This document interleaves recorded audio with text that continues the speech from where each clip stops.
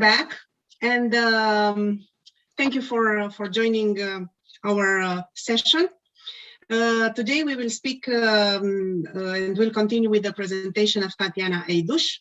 Tatiana is Director of Corporate Development at ARENSIA Exploratory Medicine located in United States of America, in California, and she will speak about innovative therapies in prevention and treatment of COVID-19. But before giving her the floor, I would like just to make a short introduction. So Tatiana is biophysicist by training, and she has over a decade of experience in clinical development. Holding position at CROs and global pharma companies, Tatiana has accumulated wide expertise in operational aspects of initiating and managing phase 1 to 3 trials across Europe and US. She joined ARENSIA's US office in Cambridge in 2015 as Director of Corporate Development. And Tatiana will present, and she will be glad to share her experience by presenting the latest innovative therapies in prevention and treatment of COVID. Tatiana, the floor is yours, and thank you one more time for being together with us. I know that it's extremely early in US, but thank you one more time, and we are all ears. Thank you so much, Christina. Good morning and good afternoon to everybody, and thank you very much for invitation. I'm really glad to be here. Allow me to share my screen so that I could use some slides and visualize some of our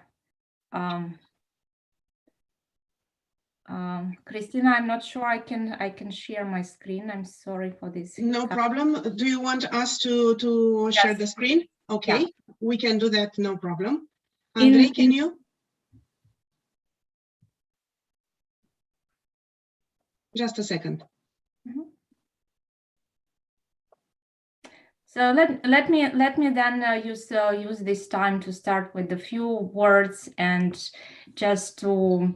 So ARENSIA is a network of phase 1 units, and we are by the nature of our business, we are involved into working with novel compounds. We are, so to say, the first ones to get the compounds in our hands and test them. And by nature, this type of trials are very much involved into and have big demand and big involvement. And we tend to see the results of our work pretty fast. But even with our experience, the pace of developments in COVID, we are very much impressive. So I personally, and I think that I will reflect the impressions of most of my colleagues, that it felt like something similar to a Marvel movie. When we were all fighting the super villain of COVID-19, working all together to save the planet. So I'm not sure if the is the no. We are yes. Now we are here. Okay, so I would like to make a look back on how the development in previous outbreaks worked, and to compare it with what we see nowadays. So here you see the previous outbreaks comparing to the time when the sequence of the virus was first published to the time when when the first compounds went into clinical trials. And in 2003, when we had the first instance of SARS outbreak, it took us as an industry 20 months to go from sequence publishing to the first clinical trials. And in by 2020, it all happened over just 3 months. Yeah, and in 18 months, we already had something in hand, something under review for further approval. So this is the difference, and it of course reflects the scientific development and how our accumulated experience over these decades, but also it very much reflects how global was the effort from all of the stakeholders, who from investors to scientists to global pharma, forming partnerships and sharing the data, and of course amazing support from regulatory authorities who did develop the fast tracks for this specifically for this type of trials to push and move things forward. And this reflects in the figures of how many trials we have now in hands, and so they are in very different stages. And we also see by type, we address all aspects of the disease, which we develop vaccines, we deal with COVID-19 complications, so we deal with all severities of the disease, with the mild cases, also with critical, and we target also post-exposure prophylaxis. So this reflects that we take it as a complex and try to solve it, and the numbers of the trials, they speak for themselves as a volume. And it's not only the numbers, but the effort is also going really global. Here we took a look back.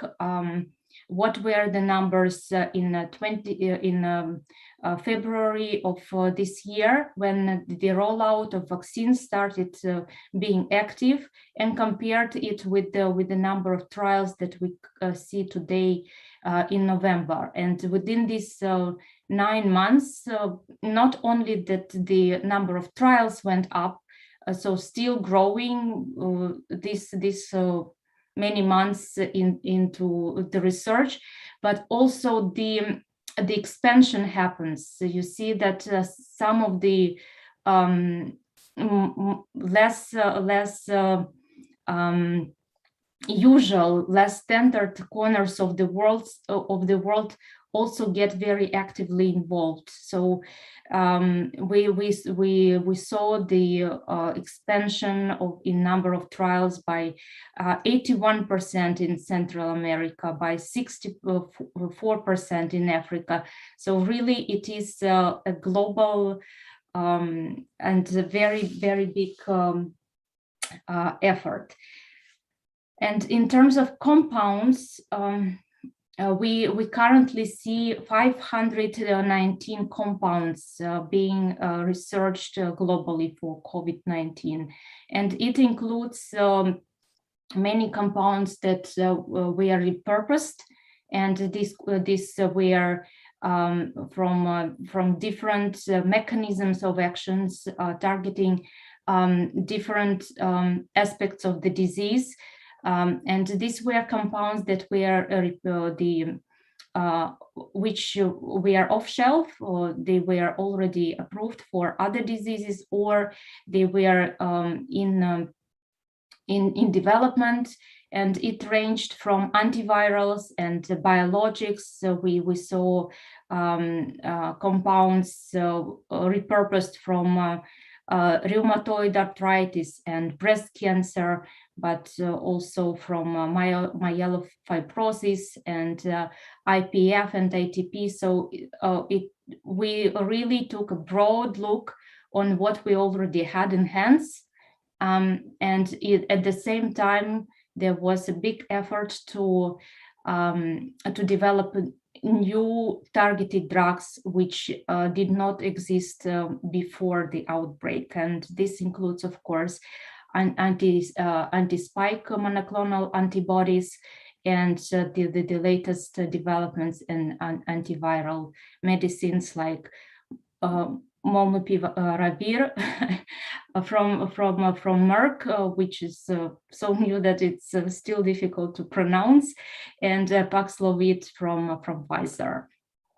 And all of these efforts, as we all very closely follow, are now either approved for emergency use, or they are under review by different authorities. These are just examples from EMEA. We have currently under rolling review of the agency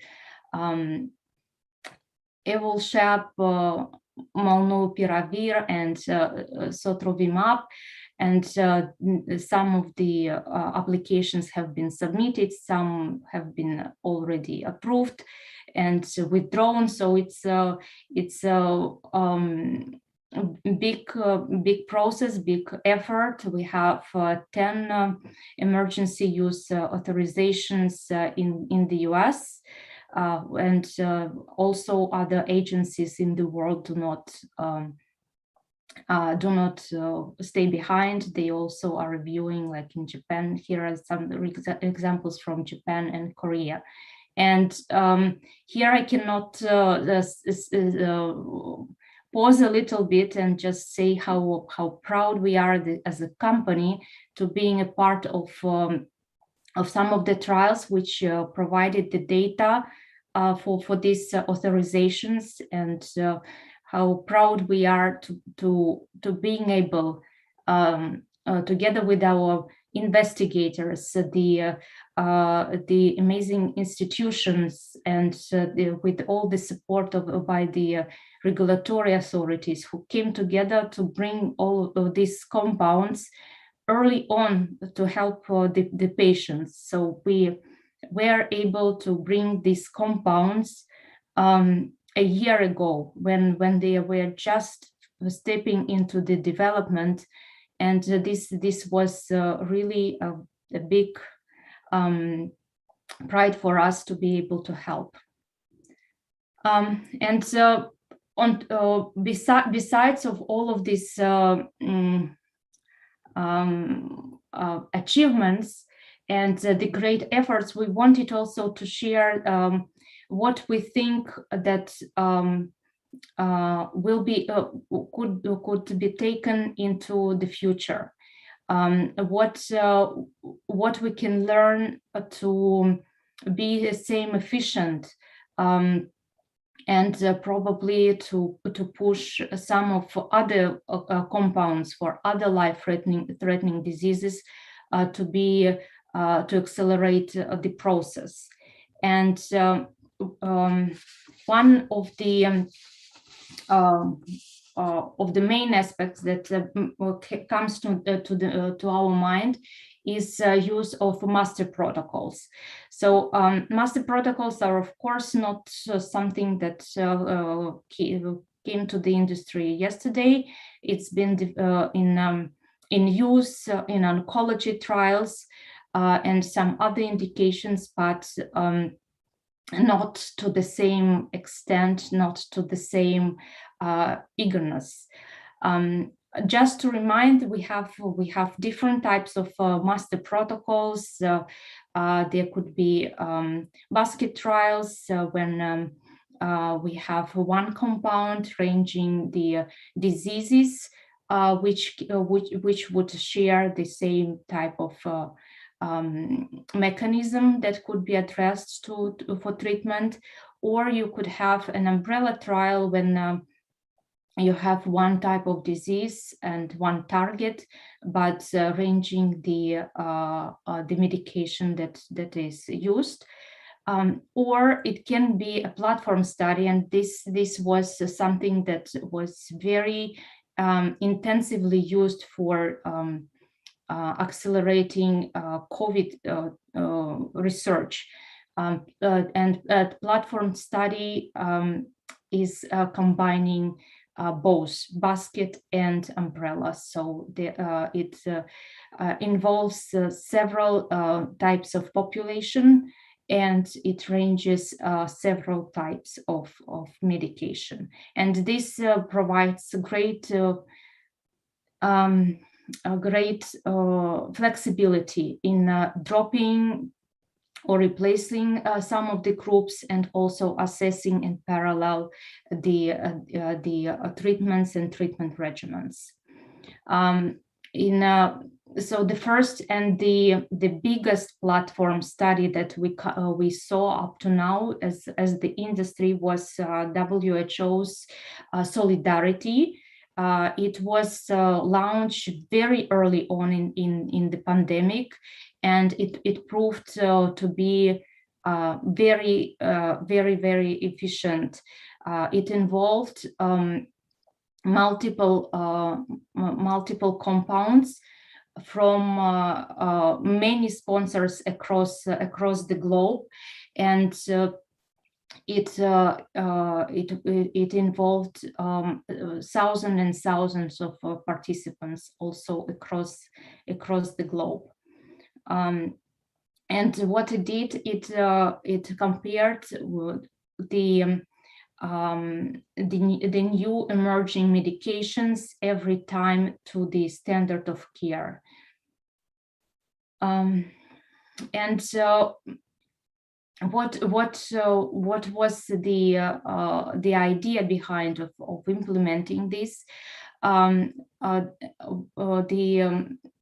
Master protocols, they allow us to compare this and choose right away on spot the safest and most efficient treatment regimen. They allow us to be more efficient in terms of using the same control group instead of launching several parallel studies using several parallel controls. We can share this control group, decreasing the number of patients who would be receiving placebo. And of course, the shared standard endpoints and criteria also help to be more diligent and quick in comparing the treatments. And in our view, this may be something that we would want to take into future, implementing in different therapeutic areas. But as anything good, it comes to with its own challenges, and master protocols are not an exclusion. And operationally, this is of course a big challenge, how to coordinate all of the parts of such a global platform trial like Solidarity. And one of the main hurdles is the number of protocol amendments that would be required, and would require the coordination and timely approvals, and staying on top of implementing these amendments across all the participating sites. Of course, the trial supply chains, they also require very complex logistics coordination. Every vendor, every supplier need to be in sync to understand where the protocol currently is, what is needed under the new amendment. ECRF and all other systems need to be flexible enough to accommodate this flow of changes. Of course, the communication needs to be almost flawless to stay efficient and not to stall in such a study. And it is a must to stay close all together, all the participating trial parties make such a trial a success. We need full involvement from the sponsor perspectives and all vendors and sites, institutions, and of course the regulatory authorities. So what we could take into the future, it would be very great to see the enforced comeback of the master protocols. We see more and more minds opening up for this type of trials, and we see this being used in gastroenterological indications, in other infectious diseases like hepatitis B and HIV, utilizing this approach more actively than before. It would be very nice to keep this collaborative spirit and spirit of purpose across the industry. We've seen amazing collaborations between large pharma, big, small pharma, biotech companies coming all together, sharing the data, and this would be very beneficial for all indications that the world is suffering from, and we would love to see some more examples of such global pan-industry platform trials. Of course, the virtual and remote solutions that were implemented during this COVID research, it will stay with us. Digitalization and new systems, this will of course be will be utilized more and more in future. We would love to see the same type of support from the regulatory authorities that has been really fantastic during COVID trials, and one would wonder if other life-threatening indications would fall under such same type of recommendations for fast-track reviews. And it becomes a habit when you become very efficient in something. When you see the results coming faster, it becomes a habit to see the results faster. So it's just a question if we see this accelerated research for COVID coming into force for other indications as well. So will we compress the time from 10 to 3 years for new compounds? That's yet to be seen, but now we know that this is very much possible. And of course, we all learned how to be more better planners. So at all levels. So we learned how to plan our studies in a much more diligent and detailed way from sponsor side and from site and all and vendor levels. So these are our thoughts for future, and we would love to hear your thoughts as well, or any questions that you might have. Thank you very much, Tatiana, for a very interesting presentation. And it's true that under this pandemic pressure, some lessons learned are on the table, and there is also a positive outcome. And as you said, and as you underline, actually, It is exactly this fast-tracking process of reviews from regulatory perspective, together with this collaborative spirit across the entire industry. Everything should be from now on done with better planning. Everything should be done with this collaboration of all parts. This is, I think, something, a very good thought for the future. And I thank you one more time for sharing this thoughts with us, and I invite you also to stay for the symposium if you could and if your agenda allows. Thank you one more time. Thank you, Christina. Thank you very much. Pleasure to be here. 2 minutes break before going to the following panel. So we will be discussing about vaccination campaign, vaccination across the world, and also the status quo vaccination campaign in Romania. So we will meet again in 3 minutes time.